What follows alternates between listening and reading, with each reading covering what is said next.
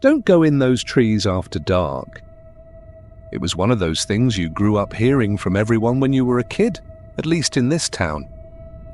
Stuff you slowly figured out wasn't actually real, but was just there to protect you or keep you in line when you were too young and defenseless.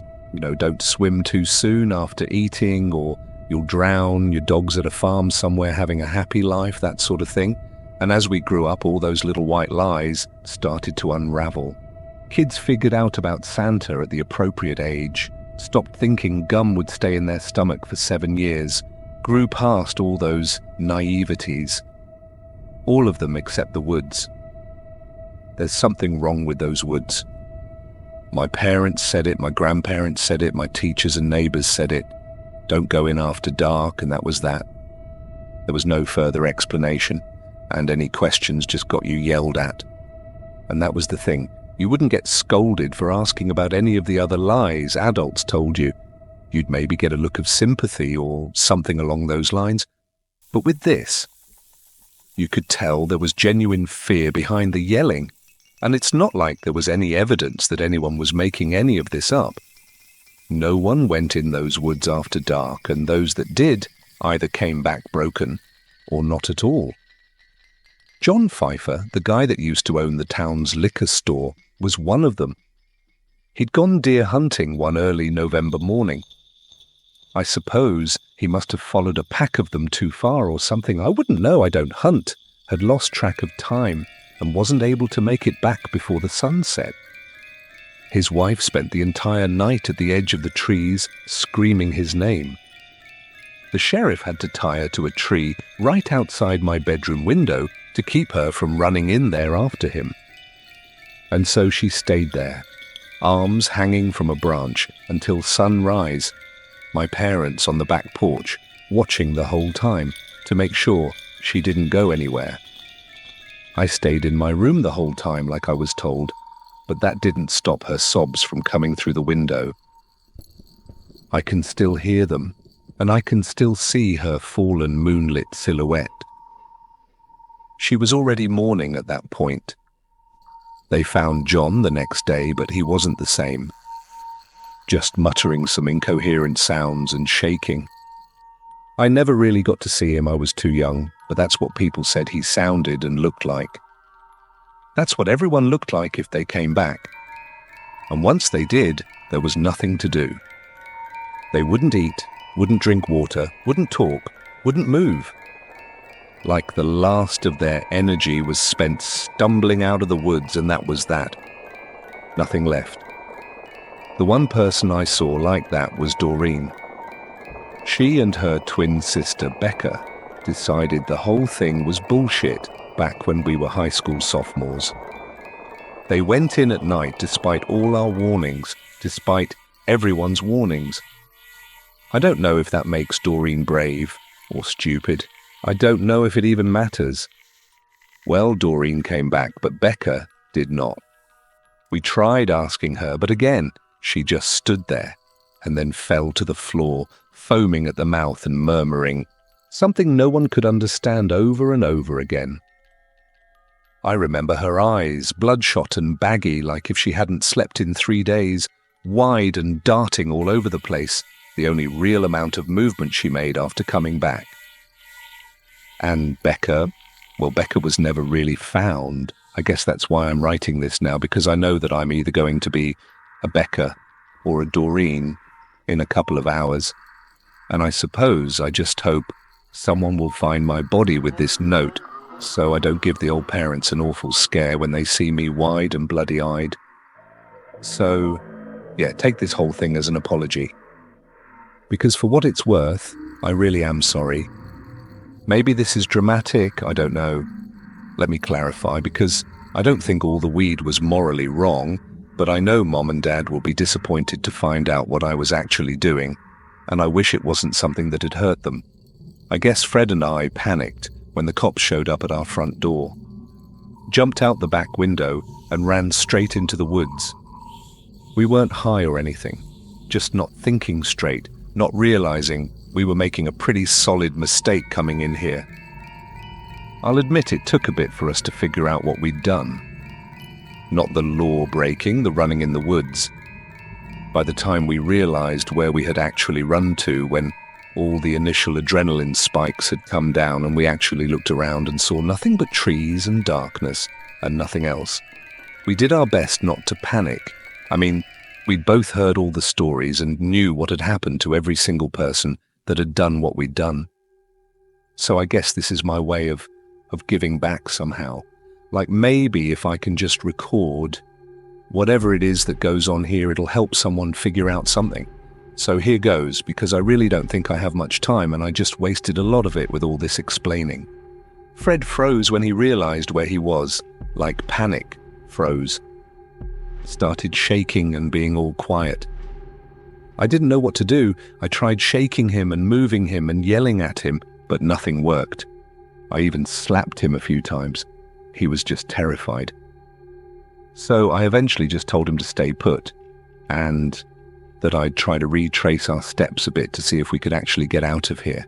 There was this little path sort of thing that seemed to go back towards the town, or at least the direction I thought the town was in. So I followed that for a bit, and I left Fred by a big 7-foot-tall egg-looking boulder. I must have walked for about 10 minutes, rounding the side of a steep ass hill. I could hear a river off to my left. The moon was out, so I could kind of see in the dark, and there were crickets that somehow made me feel a bit better about the situation. Then the path just went up towards the top of the hill, and I followed it and I got to the top.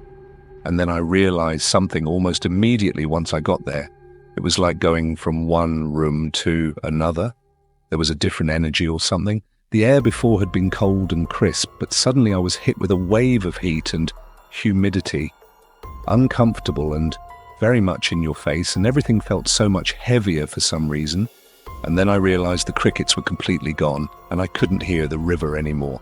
Total silence. I know people say deafening silence and all that cliche stuff, but that really was what it was. You could feel that ringing in your ears that sometimes happens when things are really, really quiet. So of course I started sweating immediately, and I could feel all of me just start to shake like something was wrong. The back of my neck had this weird pressure behind me, like that sensation you get when you're going up the stairs in the dark. And I knew completely that something somewhere was watching me, and there was nothing I could do. I looked around, but everything was too dark. I thought maybe I saw a couple of dots of light up in the trees, a pair of eyes or something. I didn't stick around to figure it out. Just turned around and ran back towards Fred as fast as I fucking could. Fred wasn't where I left him, like he'd just disappeared. So I started yelling out for him, just screaming his name at the top of my lungs. I figured it didn't matter if whatever was out there heard me. It was probably watching me anyway. And for about a minute there was no response, until finally I heard Fred off in the distance. So I ran towards the voice for a bit, and then stopped and yelled out his name again to see if I was closer. Fred yelled back again, and this time I was closer for sure, but that's what let me realize the problem. Fred wasn't Fred. His voice sounded wrong somehow, like different? Just slightly off, kind of like when someone uses too much auto-tune, but not an electronic sound. I don't know how to describe it, but fuck, it was awful. Like a very subtle and more guttural nails on chalkboard sort of sound. The chills I felt when I heard it nearly made me fall to the floor. And it was calling my name. How the hell did it know my name? It was slightly off in its pronunciation, like when a parrot is really good at talking. I ran in the opposite direction the second I realized what was going on. Ran as fast as I could, as far as I could, before I had to stop and rest and catch my breath. And now I'm just sitting here behind a tree, writing this thing, and I can still hear it out there, calling my name every few seconds or so, sounding more and more desperate, like afraid, making it sound like if Fred were afraid, like trying to trick me into going toward it. But I don't think it matters. As far as I've been able to run, and as well as I think I've hidden, it keeps following, and I can feel it getting closer. My parents are very wealthy, influential business people. They own multiple multi-billion-dollar companies. Having your kids married off to the child of another business owner just for the sake of business is quite common. This is important for later. There was a time when I was younger. My parents left for a vacation, so they decided to hire a babysitter. The girl they hired was the daughter of a family friend. She was about 17 at the time. This happened sometime during mid-July. They told us they were only going to be gone a week. On the second day, the girl invited over her boyfriend. She told me to wait in my room. It was really weird how she told me not to come out, no matter what. Even if I heard any noises, I had to stay in my room. I figured they were going to be doing adult stuff. I quietly stayed in my room and read a book. Doorbell rang and I heard a dude's voice. I heard the TV turn on downstairs.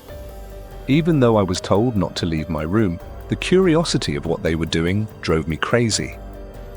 I quietly sneaked out of my room and tiptoed my way downstairs. I peeked around the corner and saw them cuddling while watching the movie. As my curiosity was satisfied, I went back to my room. Some time went by and I heard yelling come from downstairs. It sounded like they were having an argument. I once again wanted to go see what was going on, but for some reason the words, "Whatever you do not come downstairs. Even if you hear any weird noises, promise me you will stay in your room," echoed through my mind. It didn't make sense. When I first left my room to go see what they were doing, I felt fine, but now there's this pain in my chest preventing me from leaving my room. After a few minutes of arguing, I heard a blood-curdling scream. The scream sounded like a guy's voice. It sounded as if he were in pain or was extremely scared. I would say I was surprised that the neighbors didn't call the police, but the TV was so loud that it probably masked the screams. It was after a few minutes of silence when the fear really started to kick in. Something wasn't right, but I knew it was most likely safer in my room. I heard some banging downstairs, followed by silence. About an hour had passed before I heard the door open. It must have been an intruder. I heard steps coming up the stairs. I threw myself into my closet, fearing for my life. The steps stopped at my door. I heard my door creak open, ever so lightly. I then heard the voice of the babysitter. "Hey buddy, you in here?" Hesitantly, I said, "I'm in the closet." She opens the doors and chuckles. "Well, what are you doing in there, you goof?" "Well, I heard a lot of screaming and then I heard some banging," I replied. While it was only for a mere moment, the babysitter's expression grew stone cold. She immediately smiled and said, "Oh, me and my boyfriend were watching a scary movie. I didn't want you to come down because I knew it would give you nightmares. Guess I had the volume too high. I knew she was lying. She wasn't watching a horror film, she was watching a comedy." I figured it would be better not to say anything. "Then what was that banging noise?" I asked. Without skipping a beat, she said, "Oh, my boyfriend got scared and knocked something over." "Then why was there silence for an hour?" I asked. Her gaze grew menacingly cold. "Why are you asking so many questions, buddy?" I flinched back, knowing that I messed up. She let out a big sigh and said, "Look, my boyfriend wasn't feeling good, so we drove our cars to his place. I helped him inside and talked with him for a little while. Nothing happened, I promise you. We good?" She asked that last question with a smile, but I could tell I was testing her patience and that any more poking would get me in trouble. I nodded, and she brought me downstairs to watch a movie. Over the next 4 days, my babysitter made meals that had a lot of strange tasting meat inside. It wasn't bad, but it just tasted funny. I chalked it up to her not cooking it properly. I didn't get sick, however, so that was a bonus. My parents called, letting us know that there was a massive storm, so they would be gone for another week. After about 10 days of my babysitter staying with me, I decided that I would get a popsicle. I asked my babysitter for one, and she told me it was fine. She told me to give her a second so she could grab it for me. The freezer was out in the garage where we kept our popsicles, and I already knew where they were. "Don't worry, I can grab it," I yell, opening the garage door. I could hear her say something, but I couldn't quite make out what it was. I shrugged it off and went to the freezer. However, when I opened the freezer door, I was greeted with something more horrifying. The decapitated head of a man with the word cheater written across the forehead. The same man she brought to the house a week ago. Not wanting to make a fuss, I closed the door. Before I could turn around, however, I felt the babysitter menacingly hug me from the bag with a knife in her hand. She whispered, almost seductively in my ear, "Hey buddy, I've done something very bad. You know I love you, but I can't let this little secret get out. How about this? You keep your mouth shut and act like this never happened, and no one has to get hurt. Got that?" In tears, I slowly nodded my head. "Don't cry, buddy. I won't hurt you. I love you too much to do that," she says as she kisses me on the cheek.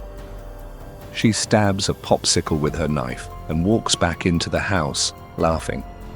Throughout the years, I would see her at family gatherings, parties, barbecues, etc. She would always come up to me and make sure that I kept that incident a secret, which I had and still do. She acts as though nothing ever happened around me, but I can't stomach being around her. It's now the present day, and I've taken over one of the companies my parents had owned. I got a call from my folks one day telling me that they wanted to introduce me to my fiancé. I knew this was bound to happen someday. I drive to their house and walk inside. There, I'm greeted by my old babysitter. "What's she doing here?" I asked, somewhat nervously. "Son, this is your fiancé," my father says, pointing to her. I step back in shock. She approaches me and says, "I think we're going to have a very happy life together, aren't we?" She asks maniacally, running her finger up my throat. All while my parents stand but a few feet away from me, smiling. I'm fearing for my life, knowing that I'm going to be stuck with this psycho, and sadly, there's no possible way I'm going to be able to get out of this.